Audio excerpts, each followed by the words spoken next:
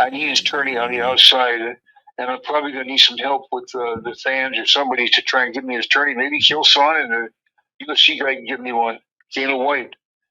Yeah. I need a damn good attorney to get out of this and get bail. Yeah. But they won't let me out.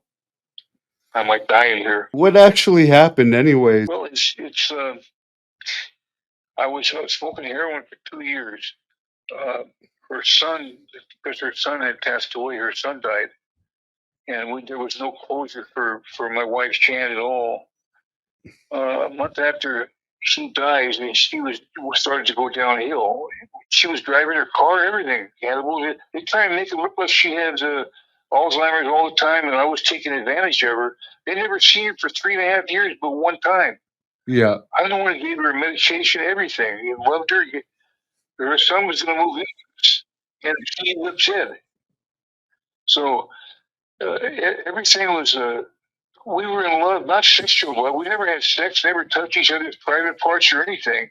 They're trying to say that I was a pervert and had sex with her. I never had sex with her one time. I kissed her on the lips, yeah, but then I held her at nighttime with the baby guinea pig and the dog, Cece. But we were a family, and so it just happened. One day we went to where he was supposed to be cremated and threw his ashes at the park. This was like 2 weeks before this happened, before everything hit the fan. So I would take Jan up there, and we just sit in the car because it was cold back in late January. It was very cold and snowing. Mm-hmm.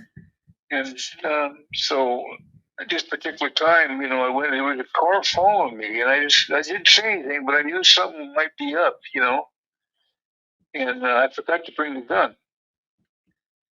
So I was really watching this guy, and so I got out, and I should have never got out.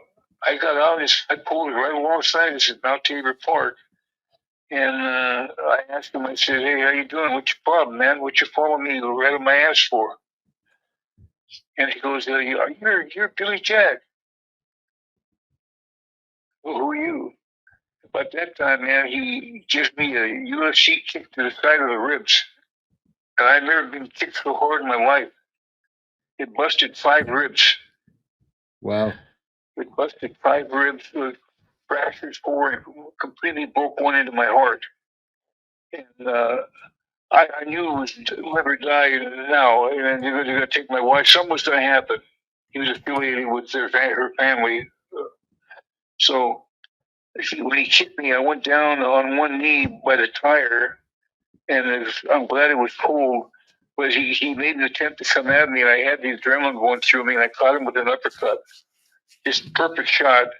I missed him with the left hook, but I tore my ribs more with that left hook, but enough to where he got in the car and took off. And or he would probably kill me and kill Jan. That was his job. He comes back. It has to be the same guy, but he was under a mask with gloves, and he come back at 5 in the morning, 6 in the morning, pitch black outside, cold. He got in the house some way. Jan must have let him in, or he must have had a key. Or we think he had a key to the house. We were asking. He didn't kill her right away, or me. He just talked. We talked for a half hour, and he was actually a pretty nice guy, man. I mean, he wanted to do what he did. He felt really bad about it. And, why, you think he was hired? Yeah, he was 100% hired. But here's the thing: I thought we thought he was there to rob us because we had about $150,000 in the house.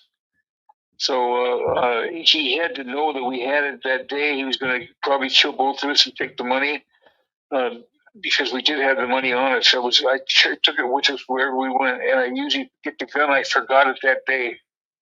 I mean, I don't know how we came out of there alive. We went home, and 2 weeks later, I was smoking heroin in the bedroom this time. Usually I don't smoke in the bedroom. I smoke in the washer dryer room. But I put towels around the door so it doesn't affect her. And I thought I heard talking to somebody, and I didn't know. And so I went out there and checked. And how do you smoke it anyways? Do you mix it with, sorry, do you mix heroin with tobacco? How do you smoke it? I just smoked. It was, the fentanyl was coming out about that time, and I could have easily died.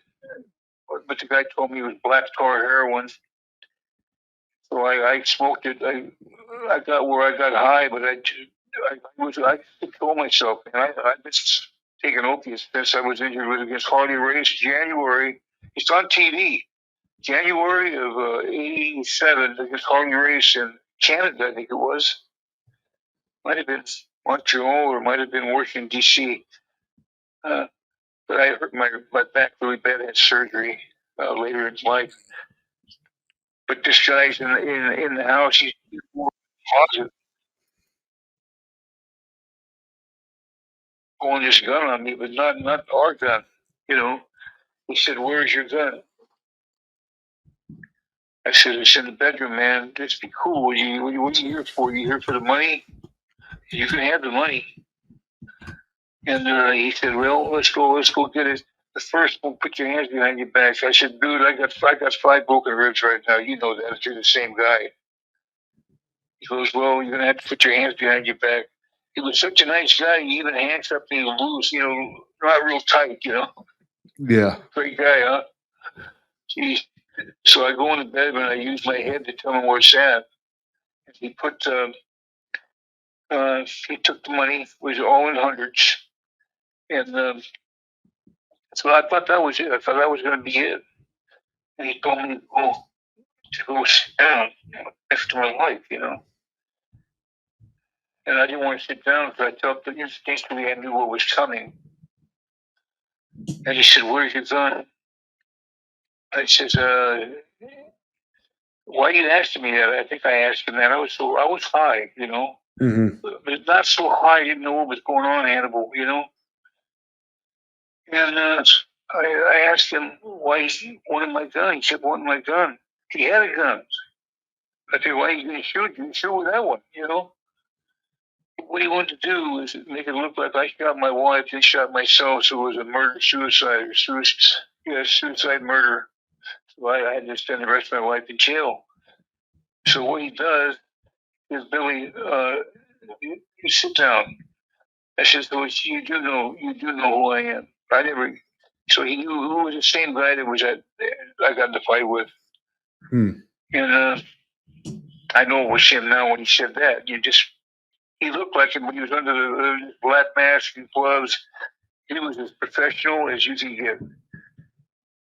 And my wife was just trembling, man. She was just so scared. And that's what hurt me the most. I wish I could have done something else. But I couldn't. Up behind me. Let's see. At that point, I'm handcuffed. Didn't have the can. And then Jay Pickett just, was dead like a couple weeks prior. And it was a really depressing household at that time. Her little baby dog was killed. Son was dead. She had nothing to live for except us. And we were just really tight, loving friends. So I was sitting next to her. I'm handcuffed. And he pulls out this rag. And he said, "This is uh, not methanol. It's stuff you put your nose like you use a Hannibal Lecter and it makes you pass out." You know what I mean? Oh, ether or something like that? Yeah, there's a different name to it. I used to know what it's called. I'll find out what it's called. But he said, "Look, I'm going to go ahead and put you under a little bit." I said, "What are you going to do, man? Please don't do anything. You got your money, man. Come on." And here it is. You can have it. I had lost it, as Jan and I knew about for a rainy day. We were going to give the money away anyway. We were going to end our lives coming up in about 5 months. We were going to throw in the towel.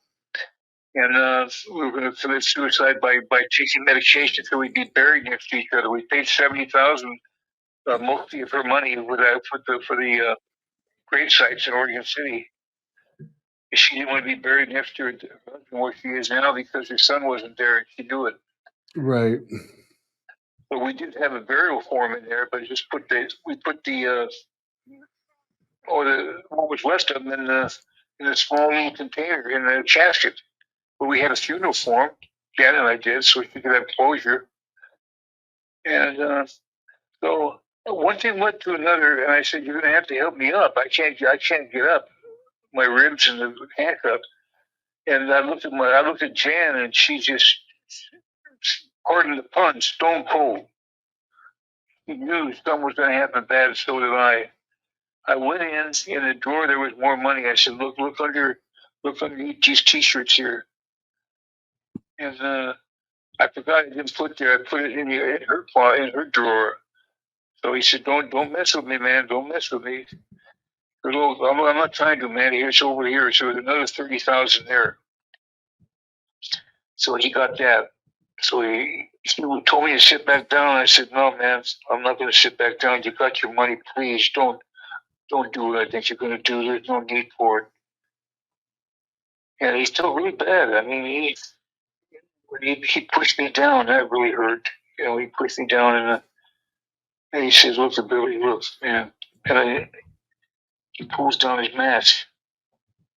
And I've seen him before in the gyms. He's a tough guy on the West Coast, and he's a hitman. I know that. And he would like to make this real easy, you know. Let me do this. So all of a sudden, he gives me a hint of that there shit, whatever it is, in my nose, and I kind of went back, and I was felt like I was going to die because I think I swallowed some of it.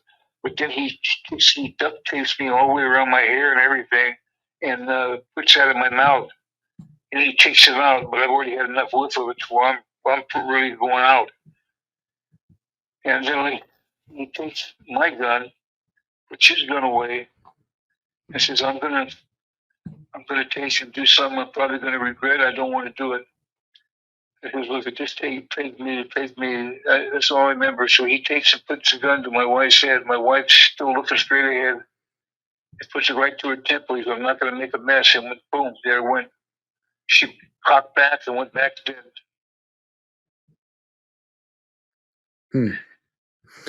So the story about the Mercy killing is not true then?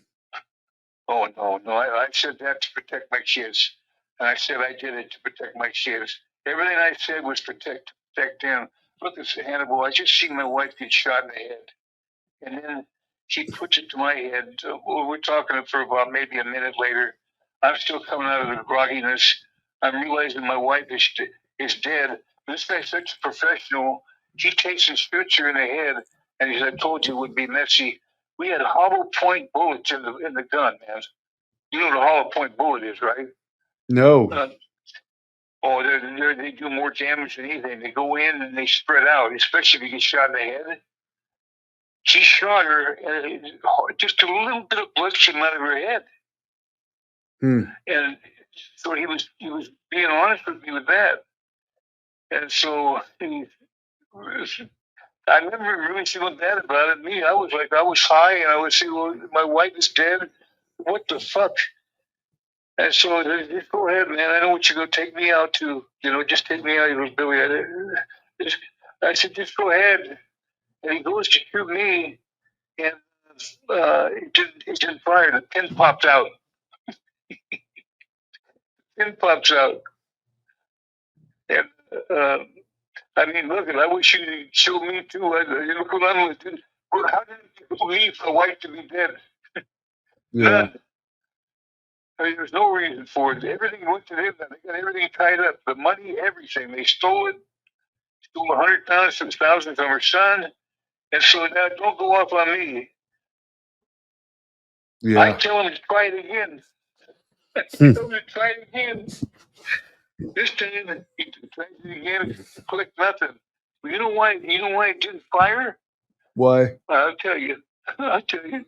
Because my wife had picked up the gun about, I think it was Sunday, and she'd never touched that gun before. And I said, Janet, don't ever pick up that gun again, please, honey. Don't pick it up. That's for me.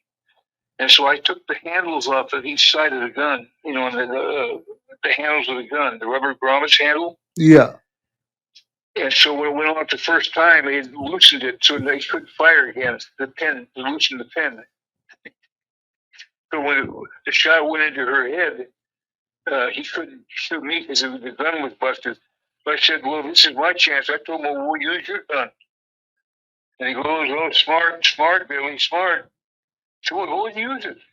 Well, he wouldn't do that because the forensics would never match. Yeah. The forensics. She shot with a 38, I'm shot with a 9mm. So what's he do? He gets on the phone. He punches in a number, and next thing you know, he lets me see my son on Facebook, which I have never even seen these on Facebook. And my grandson's playing basketball, and my daughter's going to, I think, the University of Michigan. And it's just brutal, man. And he goes, listen, Billy, look, I mean business here. We're going to put someone on the line with you, and I want you to be honest. I know you're in shock right now. I said, shock? What the fuck? What do you mean shock? Here's Jan next to me dead, and I got held in cuffs. And this guy puts on, shows all for about a minute, shows me my son, where he's at, the correct address, the correct phone number, the correct everything. And he said, they're all three going to die. If you say a word about this. Right. So I've been silent ever since. And what I remember, that's the gospel, what I just told you, what happened. And, you're the very first person I've told this to. My attorney doesn't know jack shit. What happened to the guinea pig? Was that just an accidental? You fed it too much and it died by accident a couple days before? Because I remember you were very upset over that the last time you talked to me. Yeah, no, he was suffocated. We've done an autopsy. I said I overfed to you. I think I said I overfed the baby. But we were both so we were both so broken hearted over that little guy. I mean, I'll start crying right now, man. My wife and I just loved that little guy. Oh God, it's loved him, and they knew it. And they knew we called him a little Protestant. And we went to have dinner and come back, and I seen him with his 40 rigor mortis set in, so I knew they had to do it right after we left. Right after we left, and his rigor mortis is set in, and so we had a funeral and everything for the little guy. Oh, that destroyed his animal. Yeah, well, I remember that. You were so upset about that. Jan was just, we were glued to each other. I couldn't let her go. He just break down, start crying about her son. There was 100 pictures of her son at least in the house, and they've taken every one of them. They gutted the house. We had $18,000 that we had in one jacket. I had to tell the police about it because if I didn't do it, someone else would have got it. They would have stole it. So I took and told them there was money in it, and that they stole 100,000. I think I don't even remember the other 20,000 like I do now. At the time, I did. It was 120,000 they stole. They stole 100,000 from her son. When she died, he had 100 grand. He was terrified that he was going to get killed over there because he was living there still. And he told me we were going to get a place together. He never came back home. They said he had COVID-19, so he couldn't be seen at the hospital. I said, that's bullshit, man, please. And we tried to go to the hospital. They said, no, you can't see him. Because there's only two people on the list, and that was her stepdaughter and husband that she hated. Oh, God, he was a piece of shit. And so we just had to kind of wait. Here's what happened. She calls up and says, put my mom on the phone. I was pretty sure I answered. So I said, Janet, it's your daughter. And she goes, hello. was, if you want to see your son alive, in the next hour, we're taking him off life support. Not even knowing he's deathly ill, we're taking him off life support. And so if you want to see him, we'll come and pick you up, but Billy can't go. I've known this guy 42 years myself. And I said, come on, man, nobody's just cold. I grabbed the phone from Jan and said, listen, nobody's just cold-blooded, man. I said, I don't believe you. He goes, oh, whatever. Click, hung up. I said, Jan, look, she's full of shit. The next day, I'm in the bedroom, and these guys come in and have her sign a piece of paper real quick. So he had access to the body. And she signed this paper giving access to her daughter. If I would have been there, I would have escorted him, threw him right out the door is what I would have done. And but I was in the bedroom smoking heroin. Can't lie to you, man. That's my responsibility. I fucked that up even. So they left, and they came by a couple weeks later and gave that little thing of ashes. And made sure I went to the store. It was gone. I go to this little store every once in a while. But I come back like 10 minutes. They just waited and saw me leave and went and gave her the ashes. Most cold-blooded move I've ever seen. No funeral, nothing. Her only blood son. And that's where she started going downhill, dementia and Alzheimer's. That's it. No more, no less. I know I've talked to you here, buddy, but you understand it's been a year and 10 months, 9 months, year and 9 months since I said a word about this shit. Yeah. So I can get it off my chest. And you're the one I wanted to talk to anyway. Nobody else. That's terrible. Dark side of the rain, that's for sure. Sorry you've been through all this. I didn't hear you, Hannibal. Said I'm sorry you've had to go through all of this. Oh, thanks, man. I know it's just brutal. And Jan, this is the weirdest part of all was all the time Jan was on the couch, dead. I went in the back. I didn't know what to do. I didn't know what to do. You know, I'm going to show my son and my grandkids, and they did. Believe me, they would have done it. And if I come out now, they still might do it. These are professional, man. It's high up as you can get. High up as you can get. They're working for the governor of Oregon and the GSP, the Democratic. They're all Democrats out here, man. And so was I, but I'm not no more. I'm not no more. My wife, all of a sudden made a twitch. I said, "Oh God, no, he's still alive," And then another twitch, and it was just, I don't know if she breathed or she just twitched, but I couldn't touch her. I couldn't touch her. So, rest in peace. I think she was already gone. So I went outside and I then smoked and we both quit. She started smoking too. She was so stressed out. She was smoking for 40 years and she quit. And then started back again when his family kept fucking with us. So after her son died. And is it true the family wanted to try and get custody of her back? No, they tried to get her in a nursing home. Okay. And they called. Here's another thing. It was a big lie that I can tell you right now. 3 times they called the police and said I was beating her. That she's suffering from. So they came in really serious, man. What they were told. I answered the door and Jan was sitting there watching TV with me. And he goes, what's going on here? And he had his hand on his gun. And I said, man, nothing. What are you doing? But we just had another report that you're beating your wife. I said, man, come on. And my wife says, oh, no, man. My husband, did my daughter do this again? And they said, yeah, it was done by the same number. They did it 3 times. And then they had the age people come out, for age, elder. Yeah. They tried to shoot me for elder abuse. And they came How out, much older was she than you? How much older than you was she? I was 71 shoes, 85. Okay, so it wasn't too bad of a difference.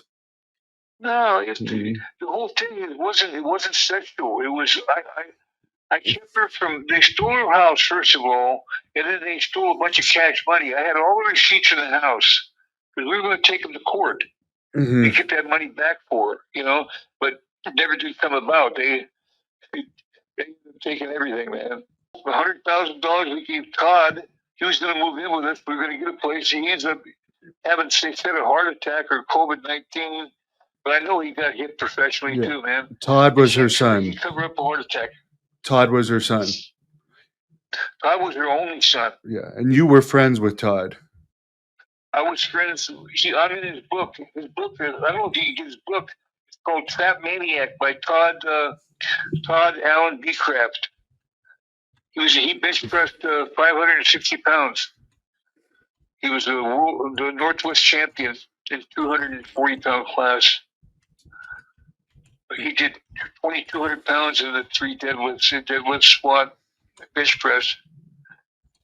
And I mean, there's a lot more to it. I mean, I knew her son way before.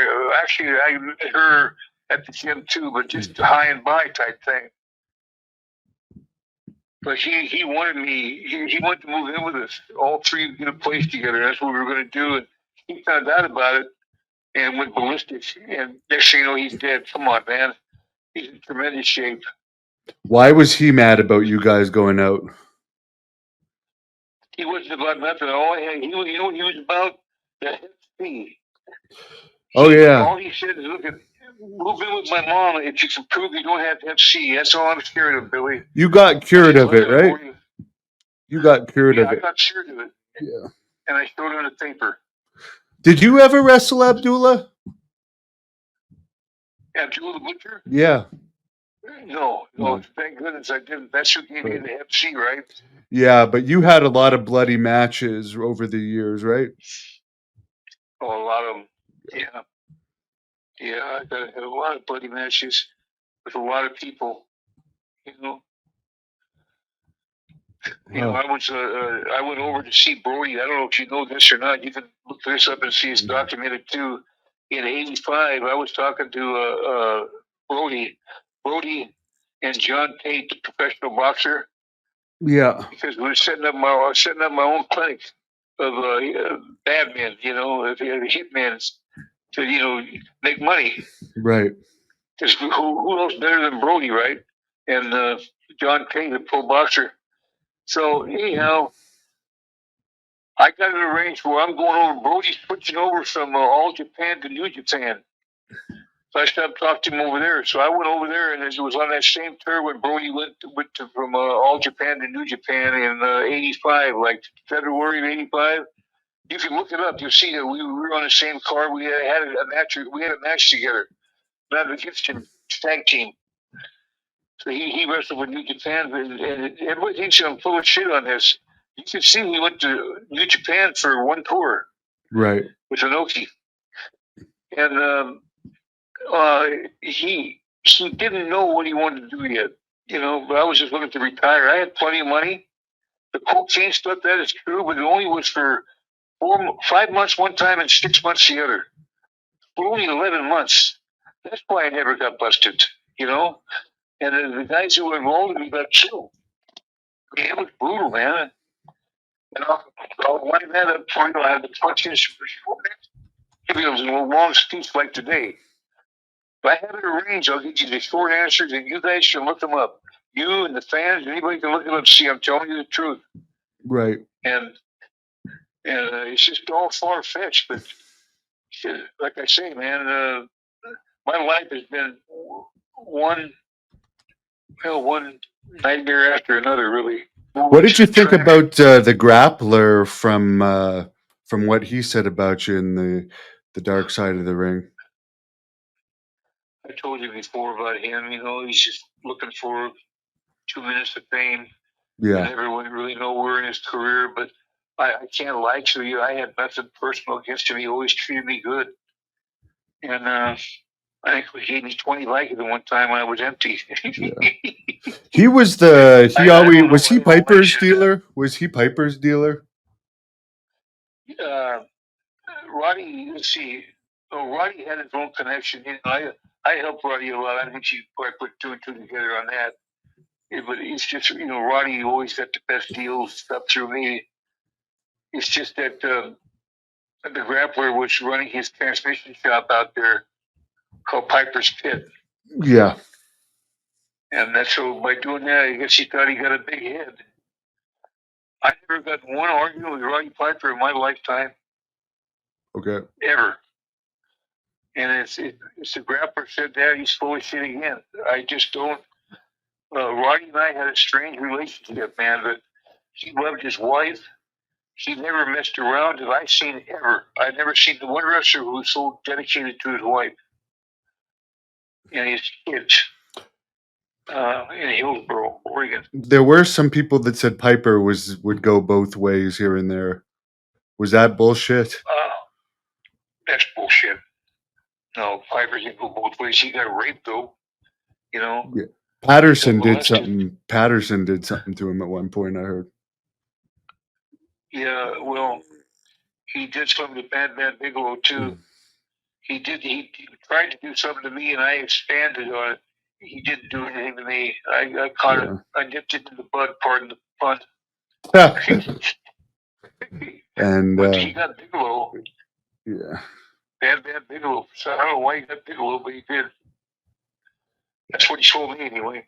Because there's an interview of Piper online where he said Alfred Hayes once tapped him on his head with his dick at one point when Piper was only 16 or something.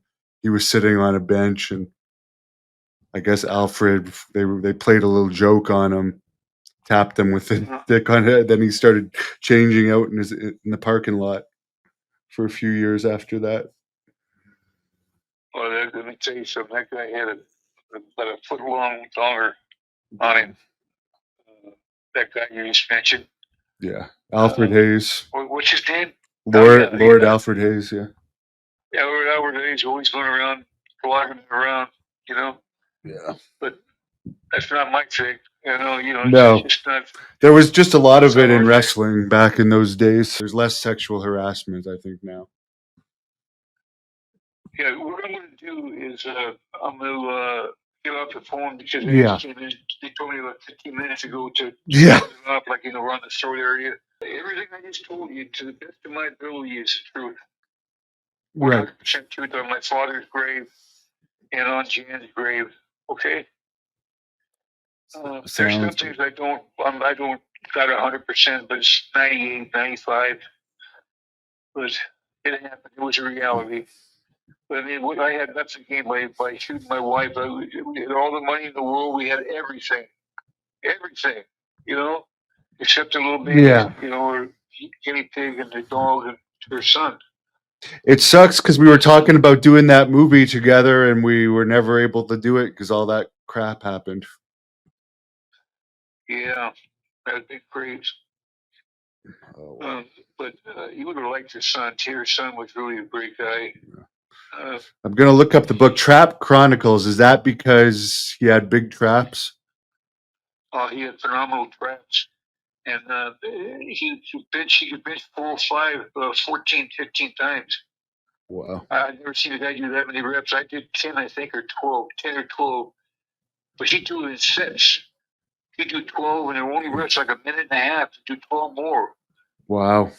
He bounced it off his chest, but still, man, that's pretty impressive. Yeah. But you got to do the total package for real, man. You take a guy down, you pound the living shit out of him. UFC would have been great for you, Hannibal. Yeah, I really, it's just wasn't popular when I was younger, but I wish